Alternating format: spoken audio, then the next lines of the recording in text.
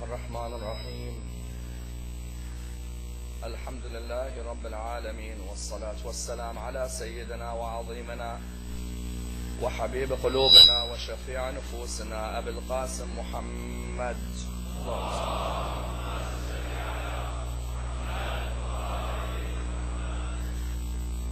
وعلى أهل بيته الطيبين الطاهرين المعصومين الصادقين.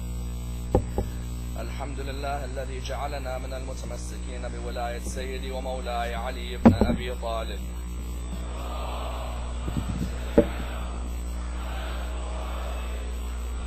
الحمد لله الذي هدانا لهذا وما كنا لنهتدي لولا أن هدانا الله. أما بعد، يقول الله في كتابه الكريم: بسم الله الرحمن الرحيم: ومن يهاجر في سبيل الله يجد في الأرض مراغما كثيرا وسعة. The first of our salawat in honor of Rasulullah Muhammad sallallahu alayhi wa sallam.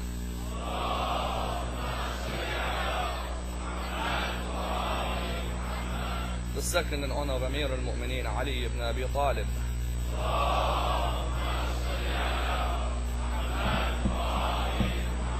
The third with your loudest voices in honor of Imam Sahib al-Asr wal-Zaman.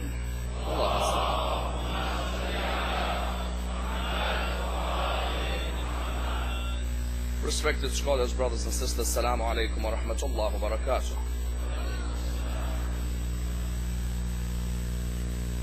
When one examines the events leading up to the tragedy of Karbala, one finds a migration taking place involving a number of cities, namely Medina, Mecca and Karbala.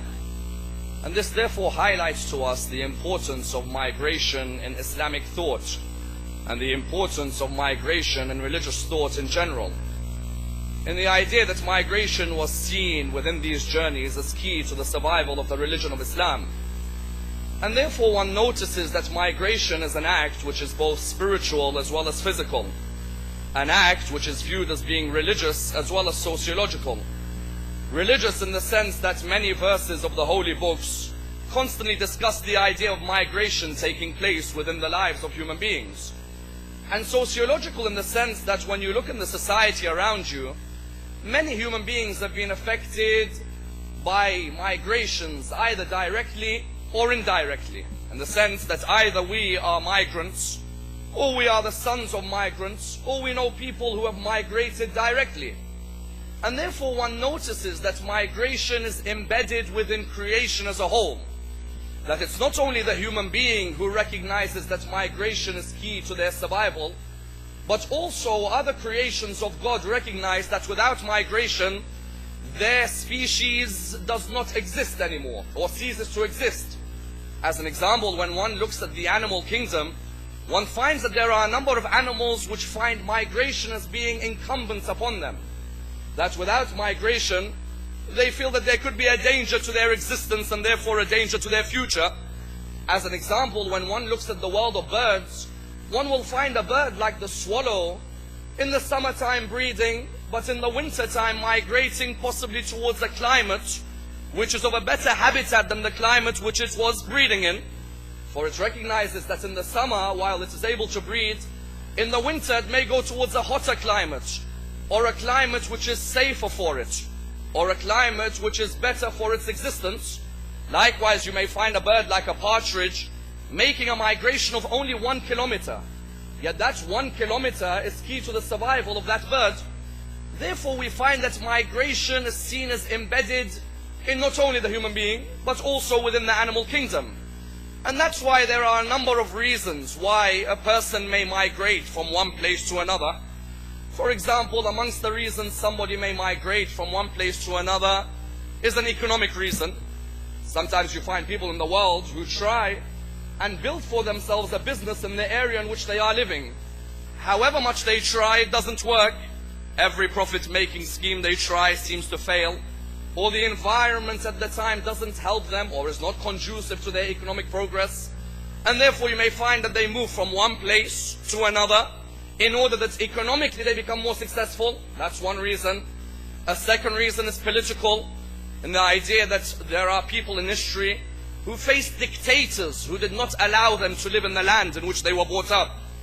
Be it those who migrated from Idi Amin's Africa or be it those who migrated from Saddam's Iraq, or be it those who migrated in Europe in the earliest part of the 20th century, you will find that there are those who migrate because the climate where they are living is not conducive for them to express their opinion or to follow the ideology on which they've been brought up. Likewise, a third reason why a person may migrate from one city to another or from one country to another is to gain more knowledge. And this is seen as being general throughout human existence, that many people would go from one college to another university and migrate quite a distance in order that they are able to gain a certain amount of knowledge, because they recognize that through migration, not only do they develop their own personality, but that they develop their whole structure in terms of their life in which they live. You may find people leaving Canada to go and study in America, or people leaving Africa to go and study in England, or you may find people, for example, leaving the Middle East to come to Europe. Many may migrate in order to gain knowledge, and that's why you find that this type of migration can be of two types. There are people who migrate to gain knowledge for themselves. They have a vision of the future which they want to fulfill. Whereas there are people who migrate because the knowledge they want to gain, they want to use it to serve the religion of God. Therefore you find, for example, in the world today, that many of the seminaries which teach the religion of Islam are seminaries which are filled with students who have migrated.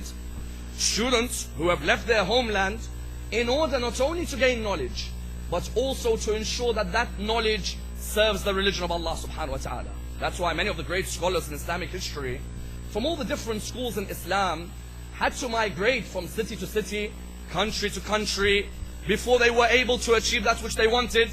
People like Imam al-Baladhuri, Imam al-Tabari, Imam Ibn al-Athir, Imam al-Bukhari, Shaykh al-Kulayni, Shaykh al-Saduq, Shaykh al-Tusi, Shaykh al-Mufid.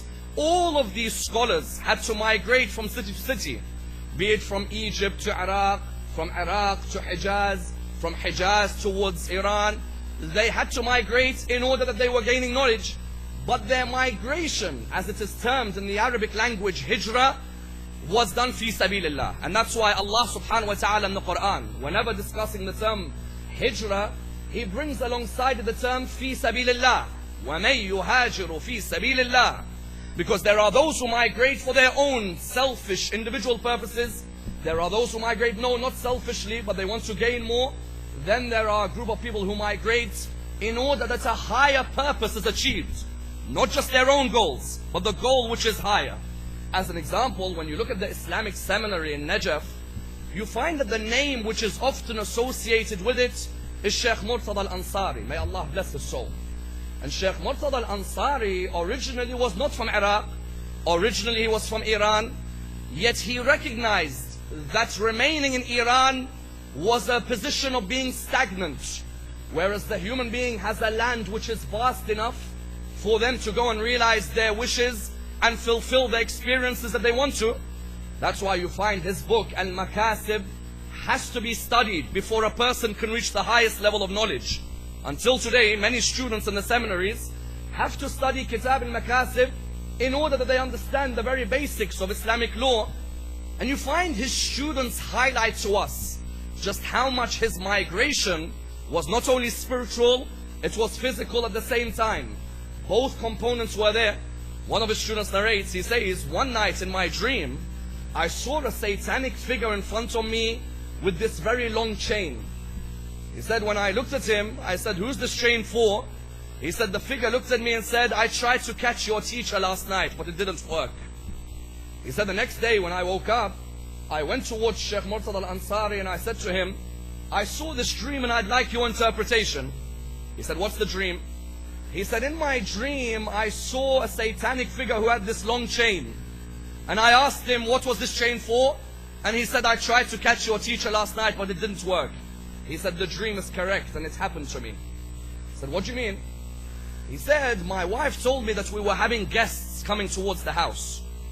But she said that we had nothing to offer them.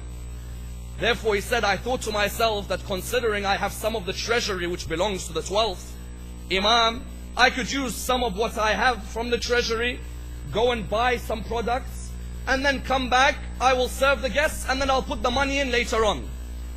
He said, then I thought to myself, but I am a servant of the Imam. How could I do something which has not been permitted by me? Therefore he said, that's the way I broke the chain of shaitan. Shaitan tried to catch me, but I walked away from it. And so here you find how the migration of Shaykh Murtada al-Ansari for knowledge wasn't just a physical migration, no. Spiritually, that migration helped him. Therefore, in Islamic thought, the word migration is translated with the word hijrah. And there are three types of migrations which the scholars discuss in Islam. Two of them are spiritual, one of them is physical. And the one that is physical will lead us to the discussion of the 10th of Muharram. But the first two migrations which the scholars discuss within the idea of migration are spiritual. What are they? Let us discuss them and then go on to the physical.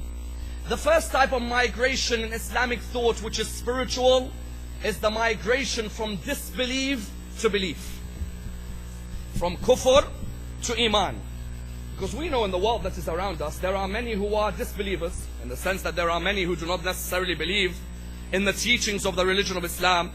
There are many who may not have heard of the teachings, and there are many who may not have accepted. The first type of migration in Islamic thought is the migration when you move from disbelief to belief. What we term today as reverts to Islam. Because you know, many of us call those who come from a different ideology towards Islam, we call them converts. That's not, of course, the right word. The right word is revert, because that person has reverted to his original fitrah which Allah created him with. And you find that this journey is seen as an impeccable journey. Why? Because when a person leaves disbelief and migrates towards belief, he hasn't done it through blind faith. He hasn't done it because his parents have forced him. He hasn't done it because the culture may look down at him. He's done it, or she's done it, because they have researched consistently the teachings of that religion. When you hear of reverts such as Malcolm X, or you hear of a revert such as Yusuf Islam, they did not research and then come to a fickle conclusion. No, they researched throughout their lives until they migrated from one belief to another. And that's why you find that many times the revert towards Islam is more religious than the one born in Islam. The one who reverts is sometimes more religious than the one born in. Why? Because the one born into Islam didn't go through a migration. From the day they opened their eyes, their parents taught them there is no God but God, and that Muhammad is the messenger of God. They were taught that there are 5 prayers and that there is fasting in the holy month. Whereas the one who migrates from disbelief towards belief is someone who had to read through the books, someone who in some cases had to play devil's advocate, and someone who in some cases had to lose friends and family. That never think that when someone reverts to the religion of Islam, it was an easy migration. On the contrary, it's the most difficult of migration. And it bewilders me why sometimes in our communities, we show little respect towards those who have left everything to come towards Islam. In many cases, you find them sit in our communities, yet you don't find many people coming up to them, acknowledging their presence, asking if they need any help. Those reverts towards the religion of Islam, their migration is something quite outstanding. That's why I remember Bilal al-Habashi, may Allah bless his soul. Bilal al-Habashi originally was one of the highest disbelievers in Arabia. Do you know in which way? Bilal, who's his mother? His mother was the niece of Abraha, the person who tried to destroy the Kaaba. You know Surah Al-Fil? أَلَمْ تَرَ كَيْفَ فَعَلَ رَبُّكَ بِأَصْحَابِ الْفِيلِ. Abraha, who tried to destroy the Kaaba, on his way to destroying the Kaaba, who was with him? His niece. His niece unfortunately got lost. When she got lost, she was caught by one of the Arabian tribes, and she ended up being a slave girl within that tribe. She married a man by the name of Rabah. Rabah gave birth, his wife gave birth to a son by the name of Bilal. Bilal was so highly valued in his tribe that the head of his tribe, Umayyah ibn Khalaf, gave him the keys to the temple of idols. Can you imagine today when we have someone who has the keys to the mosque? That person who has keys to the mosque is someone who is respected.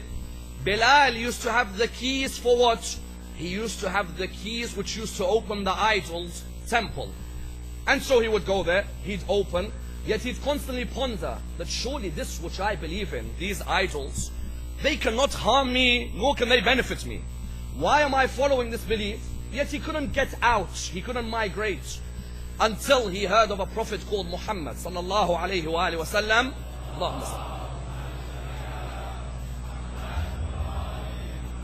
Until he heard of a prophet called Muhammad. When he heard of this prophet, he asked, what are his teachings? When he asked, what are his teachings? They said to him that his teachings are that black and white, there is no differentiation. Everybody is equal before Allah subhanahu wa ta'ala. The only difference is taqwa, that there is a day of judgment when injustice and tyranny will be trialed in a court, and that those who are just are rewarded, those who are unjust will be punished. You suddenly found him going towards Rasulullah. You found him undertaking a spiritual migration. Slowly this Bilal, who was within idol worship, would go and meet Rasulullah. Umayyah ibn Khalaf was his master. And Umayyah ibn Khalaf was seen as one of the most famous heads of tribes in Arabia. In those days they used to have a parliament. If you wanted to be member of that parliament, there was one condition. None of your tribe must be a Muslim or have converted to Islam. When the news came to Umayyah, Umayyah was on his way to parliament one day. As he was entering, he was saying, I want to kill Muhammad and finish his message. Someone said to him, where do you want to express this idea? He said, in parliament. They said to him, you cannot enter the parliament. He said, why? The reply came, because a member of your own people is the one who has joined Muhammad. He said, whom? They said to him, Bilal. He replied, Bilal, the one I brought up, the one I gave the keys to the temple, has gone towards the message of Muhammad. They said, yes. The torture that Bilal went through in those years under Umayyah bin Khalaf was the most extreme torture you will ever find. Torture that you cannot wish for any human being. To the extent that Amr ibn al-As, when he used to walk past, used to say to the fellow Arabian tribal leaders, leave this man alone now. Haven't you tortured him enough? And when Amr ibn al-As in those days felt that that was enough, you can imagine the torture. The torture must have been severe, until eventually Abu Bakr came forward. He bought out Bilal. He bought him from slavery. And then this Bilal later on emerged in which position? He emerged as the mu'adhin of Rasulullah, the one who recited the adhan. Can you imagine the migration that's taken place? Originally you were opening the keys to shirk. Now you are opening the keys to Allah subhanahu wa ta'ala. That whole journey that had taken place, that when he would recite adhan, he would say, Ashhadu an la ilaha illallah, wa ashhadu anna Muhammadan Rasulullah. Some people came to him, came to Rasulullah, they said, Ya Rasulullah, you have nobody better to recite? In the sense that he can't even pronounce the sheen. Rasulullah replied, the scene of Bilal is sheen in the eyes of Allah subhanahu wa ta'ala. That sincerity that was there was something unreal.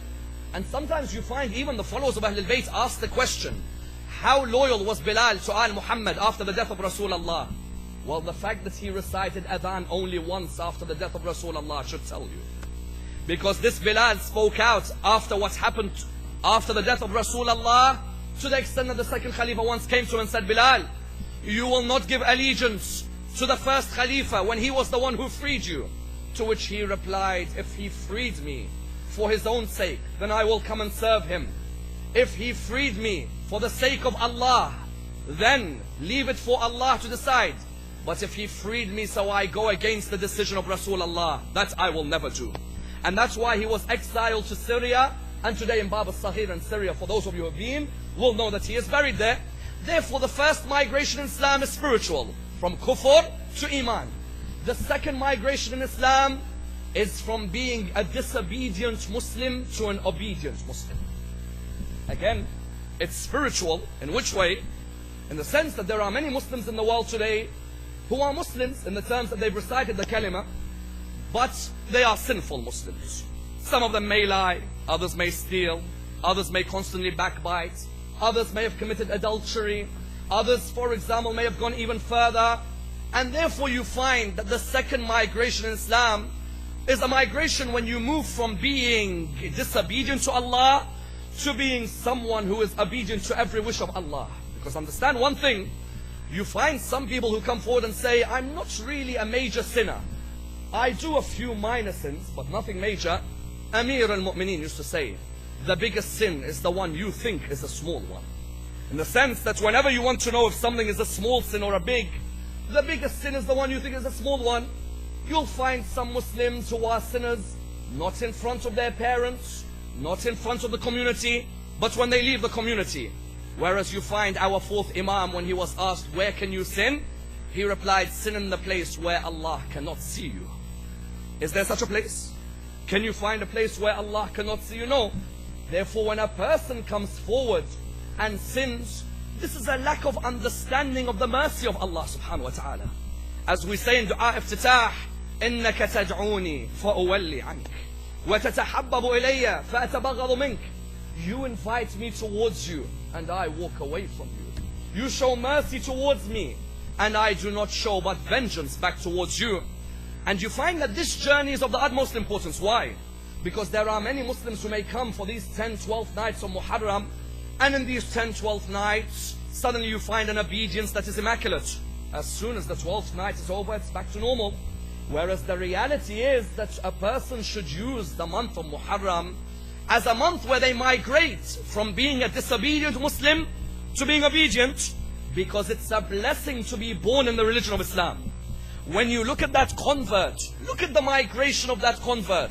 He lost family and friends. He became a revert in his original nature. Whereas you yourself, when you are born with the blessing of Islam, why then neglect that which Allah has given you? And know one thing, that the migration, this one, the doors of Tawbah never close.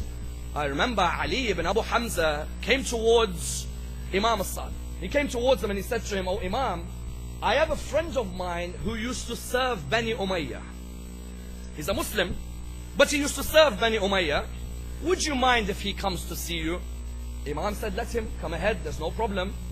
When the person came, he saw Imam al-Sadiq and he said to him, "Oh Imam al-Sadiq, I have worked for Bani Umayyah for many years. I have been there by their side and supported them in everything. I wrote their letters. I collected their taxes. And all the wealth which I earned was by serving the Khulafa of Bani Umayyah." The Imam at this moment looked at him and he said, "It's a shame that if people like you didn't speak out, had you spoken out, there would be no Khilafah which oppresses the people. But when people like you work for the government, this is not something which is respectable." So the person said, "Oh Imam, I know I'm a disobedient Muslim, but I want to be one who is now obedient towards your cause." Imam replied by saying, "Will you listen to me if I tell you how to repent?" He said, "Yes." He said, "Whatever money you have earned from serving Bani Umayyah, and whichever products you have bought from that money, give them all back to their rightful owners. To the people who Bani Umayyah oppressed, give it back to each one." He said, "What if I can't find them?" He said, "Then give it away to charity. If you do this, I promise you we will intercede for you on the day of judgment." Look at the doors of mercy. So that person that hadith narrates to us, you know what he did? He went around, he gave everything away that he earned in haram. Because there are some of us, we are Muslim, but half of our earning may be in haram. What do? You either give it back to who it belongs to, or you give it away to charity. To that extent, the hadith narrates even the clothes he was wearing at the end. After he had completed his act, he even took those clothes off and gave it back to charity. And Ali ibn Abu Hamza says, "I had to give him from my own clothes just to let him begin." He says, "When this person was dying, I was by his side. When he was dying, I looked at him and he was smiling. I said to him, 'Why are you smiling?' He said, 'Because what Ja'far al-Sadiq promised me, I can see coming towards me.'" Meaning what? Meaning the second type of migration is a migration from being a disobedient Muslim to being obedient, to following all that which the religion teaches you. The third type of migration is the physical migration. And that's the one which we need to focus on. For this physical migration is seen as being the most important of the migrations in Islam, known as hijrah in the Arabic language. Know that the physical migration is so important that in the books of jurisprudence, the books of fiqh, there is a whole section called hijrah and migration. If you go to your books of fiqh today, if you open them, you will find a whole section called the laws of hijrah. Why? Amongst those laws, they teach you about which type of journey is acceptable in Islam, and which type of journey is not acceptable. For example, if you look at one of the laws about hijrah within these books, you will find one law says, if you know you are going on holiday somewhere, or you are migrating somewhere, where your intention is to perform an haram act, a disobedience act, then it is haram on you to go on that holiday. Because there are some people, when it comes to summer break, Allahu Akbar, the places they book. As in, when you look at some of the places they book, I don't think they're going there to spread the religion of Islam in the way it should be spread.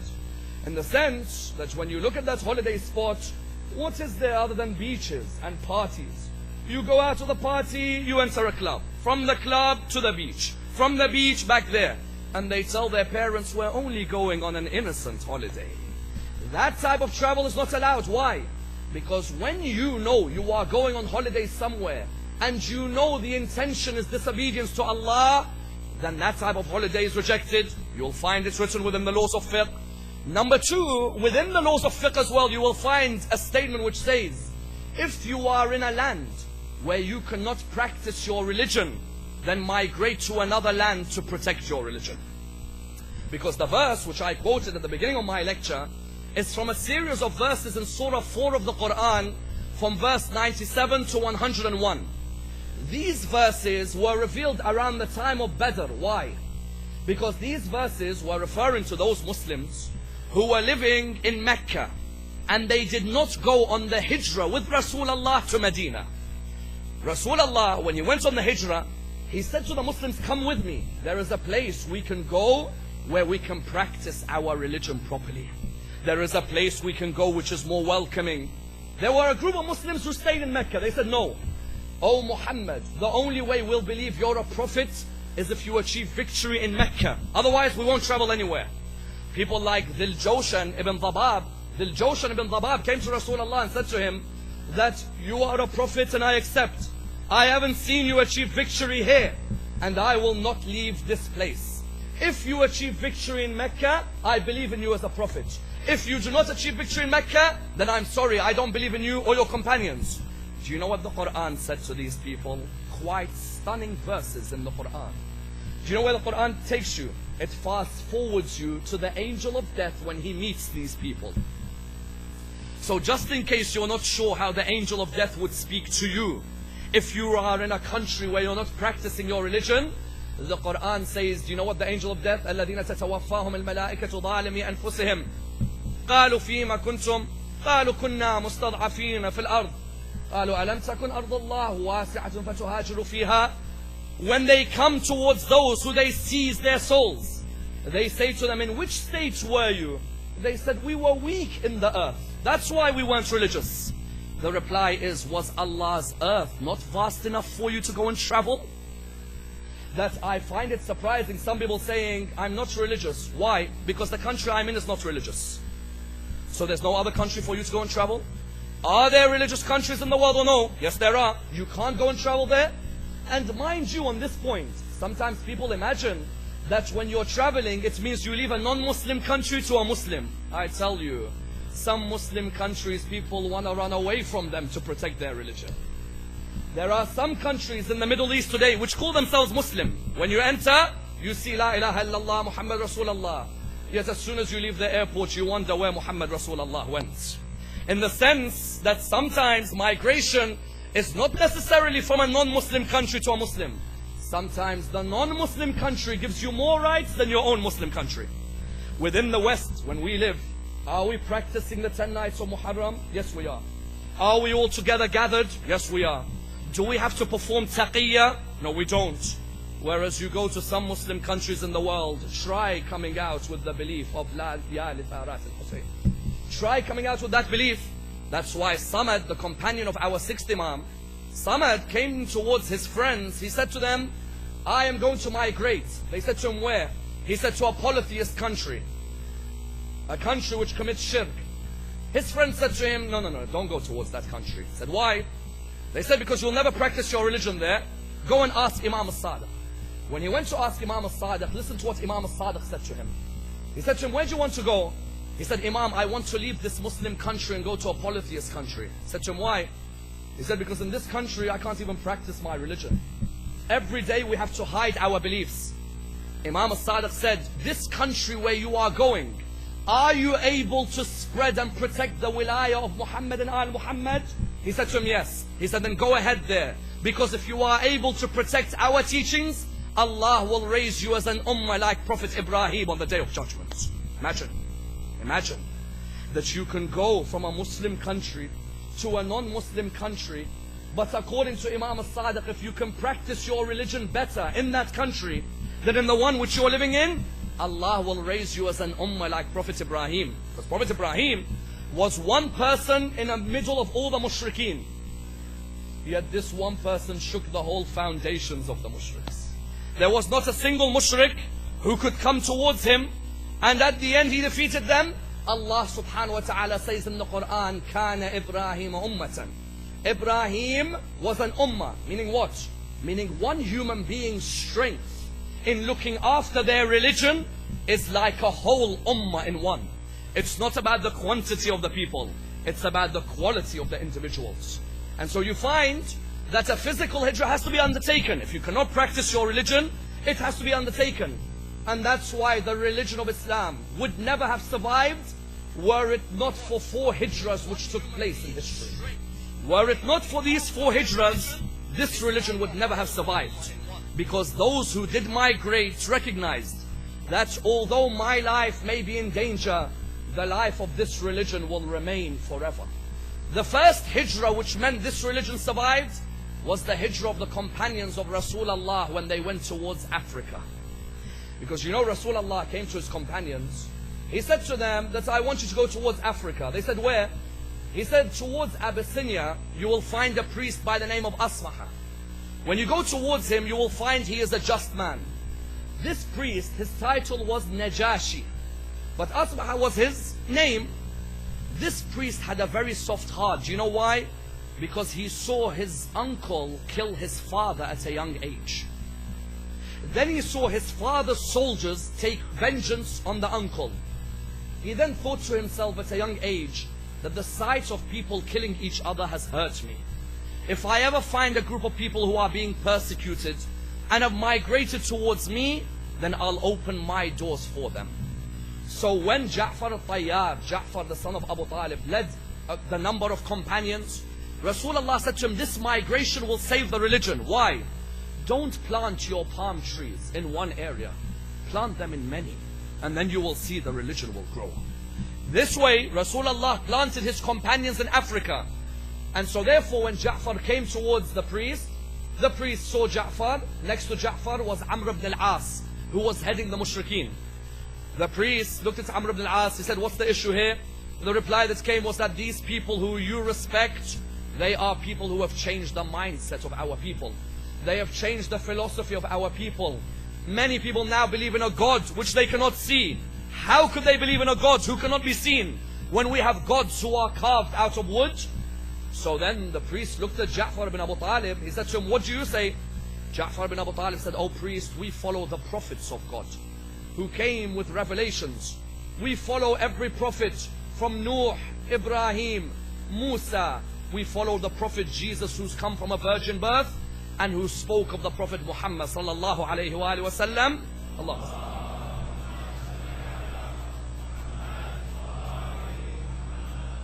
Who spoke of the prophet. When the priest heard this, he said, what do you say about Jesus? He said, we say Jesus is a prophet of God and was born from a virgin birth. Straight away he put his stick on the ground. He made a line and he said, you people who have migrated towards me, I offer you sanctuary now in Abyssinia. You are safe. Nobody can persecute you. Look at the mindset of Rasulullah. Rasulullah didn't keep all the eggs in one basket.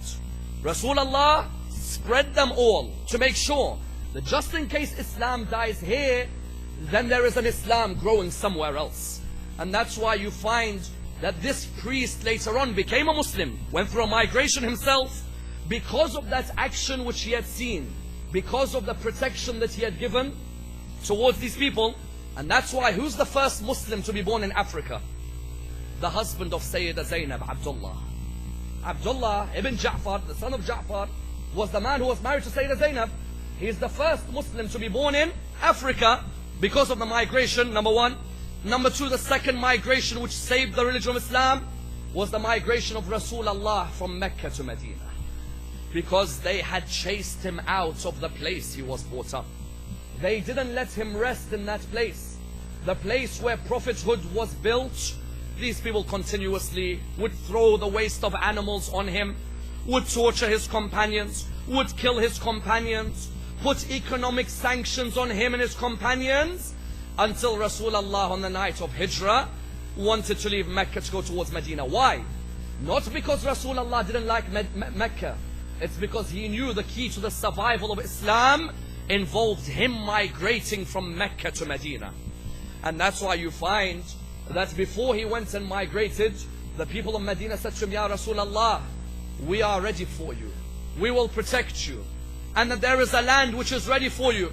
And that's why the Quran said, وَمَن يُهَاجِرُ فِي سَبِيلِ اللَّهِ يَجِدُ فِي الْأَرْضِ مُرَاغَمًا كَثِيرًا وَسَعًا. Whoever migrates towards Allah will find an earth which is abundant of protection and resources. The people of Medina gave him protection, and they gave him the resources to build an Islamic state. They were waiting for him to come towards them. On that night, he asked the son of Abu Talib. He said to him, would you sleep on my bed tonight? And would you bring the Fawatim, Fatima al-Zahra, Fatima bint Asad, Fatima the daughter of Zubair and Hamza and so on? Would you bring them towards Medina? The reply came, Ya Rasulullah, if it involves protection of your religion, then I will do it. That's why on that night when he slept on the bed of Rasulullah, the son of Abu Talib slept on that bed because he knew that when he is selling his soul for the pleasure of Allah, the religion of Allah continues to survive. That's why the Quran revealed the verse, وَمِنَ النَّاسِ مَنْ يَشْرِ نَفْسَهُ ابْتِغَاءَ مَرْضَاتِ اللَّهِ. There are those who sell their souls for the pleasure of Allah subhanahu wa ta'ala. He woke up, he had finished after they were about to kill him. He then took the trust back which Rasulullah owed to the people. Then he took the Fawatim towards Medina. The Islamic State was established there. The third hijrah which saved the religion of Islam was the hijrah of Amir al-Mu'mineen from Medina to Kufa. Amir al-Mu'mineen could have remained in Medina, but he knew if he moved towards Kufa, he could open a base of followers of Ahlul Bayt that would continue forever. Because when Ali ibn Abi Talib left Medina, it wasn't easy. You are leaving a land where you were brought up to go towards a land where you do not necessarily know everyone. Kufa was not older than 20 years old when he went there. He went towards that land because he recognized that hijrah towards Kufa from Medina will make this religion survive. That's why there's a beautiful narration about what he did. When he went on hijrah, he made sure the religion and the justice continued. It's narrated one day when he was walking, he saw a group of children who were sitting down. They were all playing except one child. When he saw that one child who wasn't playing, do you know what he said? When he saw that one child, he came forward and he came towards that child and he asked the children around him, why doesn't he play with you? They said, we do not know. He stays aloof from us. He then said, what's his name? The reply was Mat ad-Din. He said, sorry? He said, Mat ad-Din. Deen means religion. Mat means dead. So he's called, the religion is dead. He said his name is Mat ad-Din. He said, yes, Mat ad-Din. Ali ibn Abi Talib thought to himself, why is there such an injustice that a child is called Mat ad-Din? As in, who would want to be named after such a concept? What he did, he said, show me where his father is. They said, his father is dead. Where's his mother? He inquired. He went towards the mother. When he went towards the mother, he came near her. He said to her, I'd like to ask you a question. Why is your son called the name that he has been given? She said his father was on a migration with 4 companions. When he was with them, he died on that journey. And he said to them, when you return, my wife is pregnant. Tell her that the child, name him Mat ad-Din. Ali ibn Abi Talib realized that this wasn't the truth. He realized that the lady was told a story which wasn't true. So do you know what he did? He went towards the 4. He said, all of you come with me. He found each one of them. He said, all of you come with me to the mosque. When he took them towards the mosque, he called out to the rest of the people. He said, whenever I say Allahu Akbar, I want the rest of you to say Allahu Akbar. So at that moment, he looked at the first one. He said, tell me, how did you kill the person who was on the journey with you? He said, sorry? He said, tell me, how did you kill the one who was on the journey with you? He said, all I did was bring the cord. He then said, look to the second one, how did you kill him? He said, I put the cord around his neck. He said to the third one, what did you do? He said, I got the weapon ready. He went to the fourth one and he said, what did you do? He said, and I went ahead and killed him. Ali ibn Abi Talib at that moment said, each one of you has to pay the blood money for the deceased. He took the money back towards the lady, and then he brought the child and he said, no more is his name Mataddin. Now his name is Ashaddin. Meaning what? Meaning no more is his name that the religion is dead. Now name him the religion is alive. Meaning what? Meaning when I've migrated to Kufa, I've not migrated except that I ensure justice continues in this religion. Otherwise, it's not a holiday for me. When I migrate, I am sacrificing everything to make sure the religion's principles are upheld. That's why when his son migrated from Medina to Mecca to Karbala, he migrated in order that the religion of his grandfather remains alive. Aba Abdullah would have loved to have stayed within Medina and Mecca because of the fact that Medina and Mecca were the areas where he was brought up. Medina and Mecca were those two cities where he saw his grandmother Khadija and his grandfather Rasulullah bring the message of Islam towards the people. Yet you find Rasulullah's hijrah from Mecca to Medina was from danger to safety. Whereas Aba Abdullah, when he went from Medina to Mecca to Karbala, he went from danger to danger to danger. Yet what was the aim of Aba Abdullah when he went on this journey? He says it quite beautifully when he says, إِنِّي لَمْ أَخْرُجُ أَشِرًا وَلَا بَطِرًا وَلَا مُفْسِدًا وَلَا ظَالِمًا وَإِنَّمَا خَرَجْتُ لِطَلَبِ الْإِصْلَاحِ فِي أُمَّةِ جَدِّي رَسُولَ اللَّهِ أريد أن آمر بالمعروف وأنهى عن المنكر وأسير بسيرة جدي وأبي علي ibn Abi Talib. He says, I have not gone on migration for fame or for glory or for vengeance. I have gone to bring justice in the ummah of my grandfather Rasulullah. I have gone to enjoin the good and forbid the evil and live my life in the same way that my grandfather and my father lived their life. Imagine you have to leave where your grandfather brought you up. Imagine you have to leave the cradle of revelation and the fragrance of prophethood. When he was in Medina, he had to migrate. Why? Because the governor of Medina was told by Yazid, you bring me the head of Hussein on a plate. Hussein does not escape. When he went towards Mecca, he himself said what? He said, if I was on the wing of an insect around the Kaaba, they would still kill me. Because one of the companions said to him, Ya Aba Abdullah, why do you migrate? Why don't you perform your Hajj? He said, if I was a wing of an insect, insects around the Kaaba cannot be harmed. Whereas the grandson of Rasulullah is to be harmed. Insects in Hajj have to be respected. That when they come on your body, you cannot push them away or harm them. Whereas the grandson of the cradle of revelation was to be beheaded near that land, he decided that he had to go towards the land of Karbala. But before he went, he bid farewell to his grandfather Rasulullah. He bid farewell to that grandfather who had sacrificed everything for this religion. But he knew that he had to bid farewell to protect his sunnah. And that's why you find in the same way Aba Abdullah had to bid farewell to Rasulullah. Rasulullah many years earlier was told of Aba Abdullah's crime. He was told of Aba Abdullah's murder, of Aba Abdullah's movement. And that's why we find that the first of many times when he was told was when he was burying his wife Khadija. When he came to bury his wife Khadija, they had gone through much trials and tribulations. Yet we begin our nights by remembering the grandparents of Hussein ibn Ali. When he came to bury Khadija, the poverty had meant that the kafan was not long enough to cover the body of Khadija. This Khadija had given everything away to the religion of Islam. Rasulullah tried to place a kafan on her body. It only went halfway across her body. When he tried from the other angle, it went halfway across. Rasulullah began to cry. He turned around towards his creator and he said, Ya Allah, I am your prophet Muhammad. This is your servant Khadija. I do not have a kafan to shroud her. You know where I am going with the kafan.